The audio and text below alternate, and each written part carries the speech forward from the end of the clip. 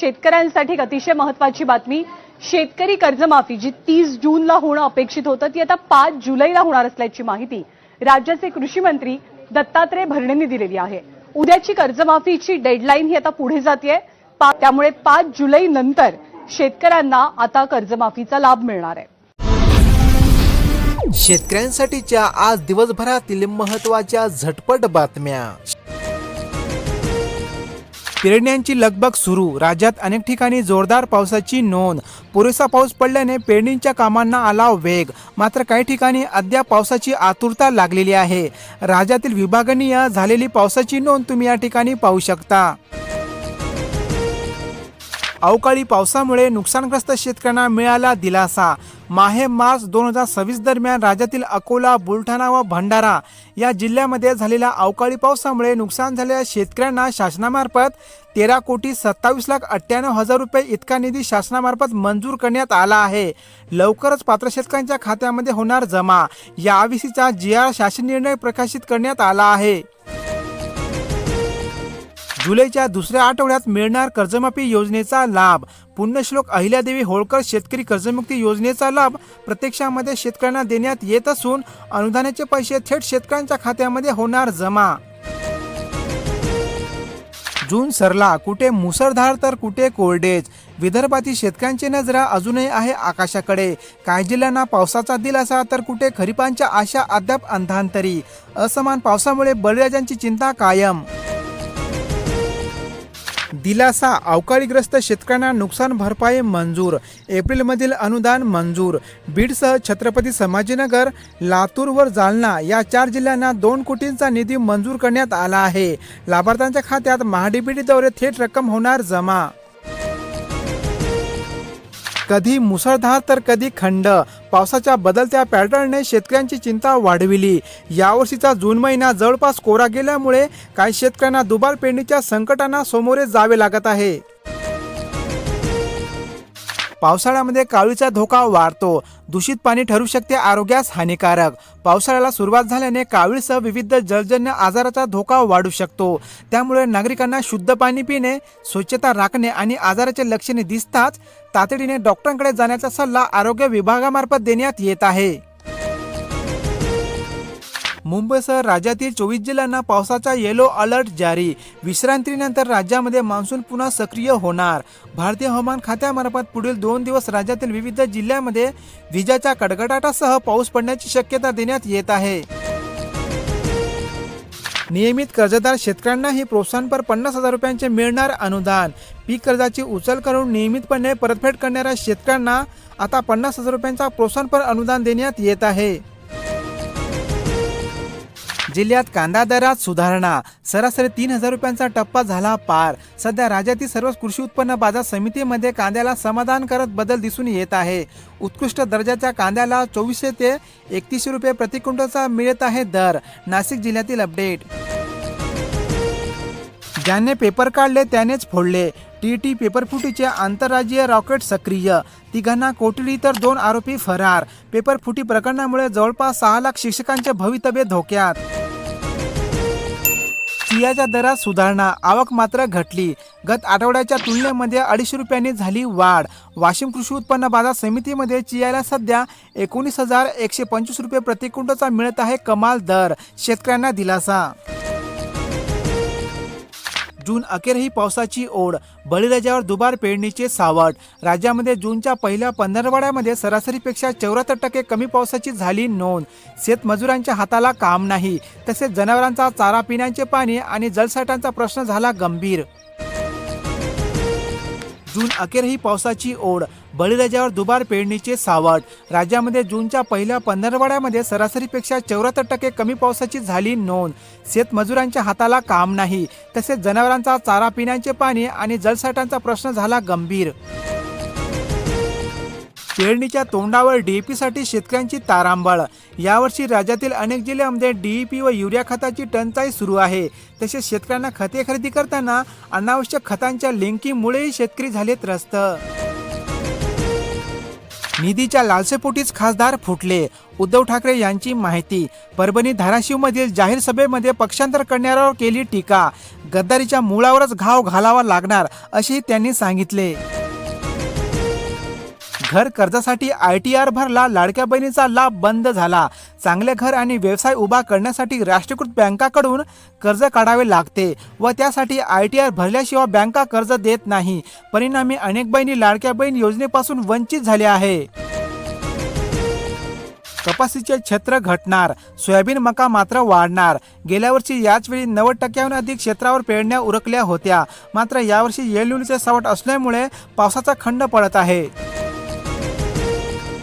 काळ्या कुट्ट तेलामध्ये वडे अन भजी तळणाऱ्यावर होणार कारवाई. वारंवार वापरलेल्या खाद्यतेलामुळे आरोग्य धोक्यात येत असल्याकारणाने अन्न व औषध प्रशासनाचा इशारा. नियमभंग करणे पडणार महागात. कुठे जोरदार तर कुठे कोरडेठाक पाणी. खरी पेरणीसाठी बळीराजा चिंतेत. पेरणीसाठी 100 मिलीमीटर पावसाची आहे गरज. धाराशिव जिल्ह्यातील 4 तालुक्यांमध्ये झाली आहे अत्यल्प कमी पावसाची नोंद. मोजणीचे नवे नियम. कौटुंबिक वाटणीसाठी 200 रुपये शुल्क द्यावे लागणार. जमीन मोजणी शुल्क व वर्गीकरणामध्ये करण्यात आले मोठे बदल, ज्याद्वारे दिरंगाई आणि भ्रष्टाचाराला बसणार आळा. भंडारच परिसरामध्ये सोयाबीन तूर पिकांची पेरणी सुरू. अकोला जिल्ह्यामध्ये अनेक शेतकऱ्यांनी सोयाबीनची पेरणी केली आहे. आता शेतकऱ्यांना आहे प्रतीक्षा दमदार पावसाची. 30% क्षेत्रावर सोयाबीनची पेरणी पूर्ण.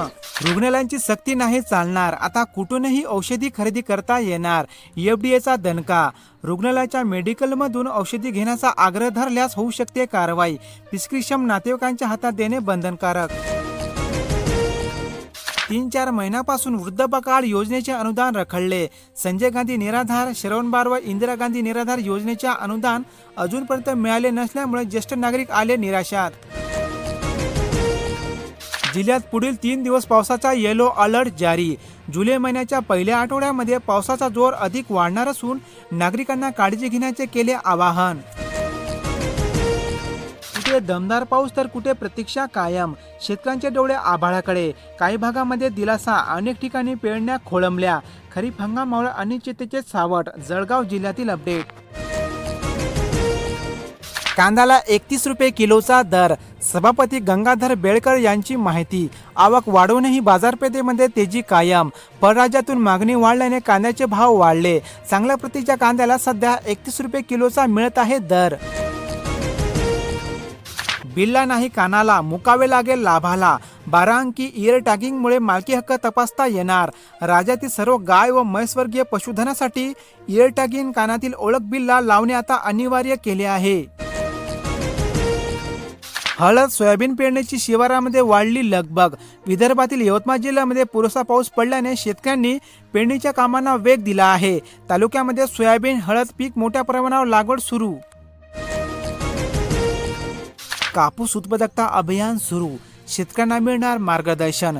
राज्यात कापसाचे उत्पादन वाढविण्यासाठी केंद्र सरकारद्वारे कापूस उत्पादकता अभियान म्हणजेच कपास क्रांती अभियान सुरू केला आहे. यासाठी शेतकऱ्यांनी करावा अर्ज. प्रतिबंधित STBT कापूस बियाणे पकडले. कृषी विभागाची बुटीबोरी परिसरामध्ये कारवाई. कृषी विभागाच्या गुण नियंत्रण भरारी पथकाने नागपूर जिल्ह्यातील STBT कापूस बियाणे पकडले आहे. पावसाने चुकविला ठोका. शेतशिवार ओस अन बाजारपेठेमध्ये शुकशुकाट. शेतकऱ्यांनो पेरणीची घाई करू नका. कृषी विभागाचे आवाहन. कृषी व्यापाऱ्यांना ग्राहकांची आहे प्रतीक्षा. राज्यामध्ये दमदार पावसाची अजूनही प्रतीक्षा. जिल्ह्यात काही ठिकाणी पेरण्या जोरात तर काही भागामध्ये खोळंबल्या. मोठ्या पावसाची आहे प्रतीक्षा. फुलंब्री, वैजापूर, सोयगावमध्ये तालुक्यात शेतकरी चिंतेत. छत्रपती संभाजीनगर जिल्ह्यातील तालुक्यामध्ये झालेली पेरणी लागवडीची टक्केवारी तुम्ही या ठिकाणी पाहू शकता. आता लग्नपत्रिकेवर वधूवरांची जन्मतारीख छापावी लागणार. शुभमंगल पण सावधान. बालविवाह रोखण्यासाठी राज्य शासनाने घेतला धोरणात्मक निर्णय.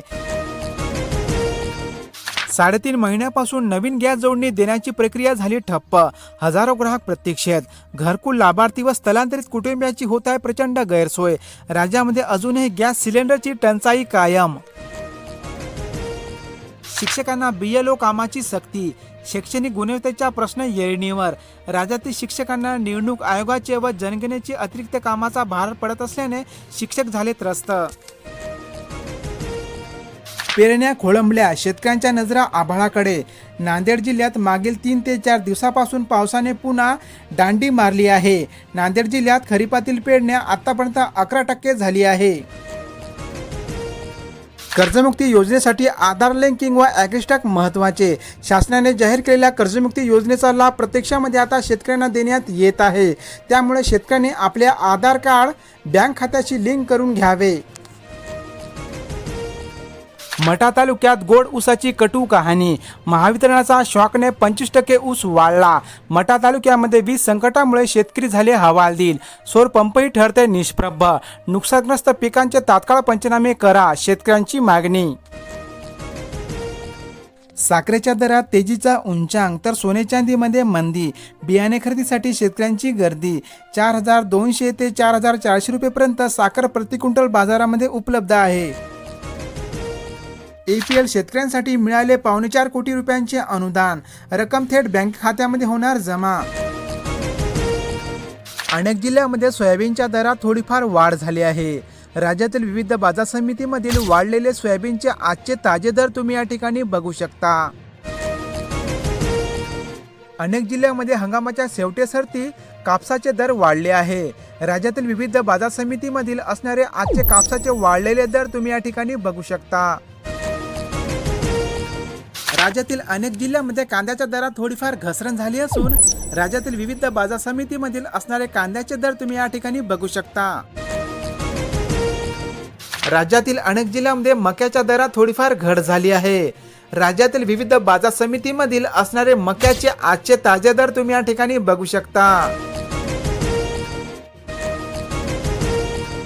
जुलैच्या दुसऱ्या आठवड्यापासून लाभार्थ्यांना कर्जमुक्तीचा मिळणार लाभ.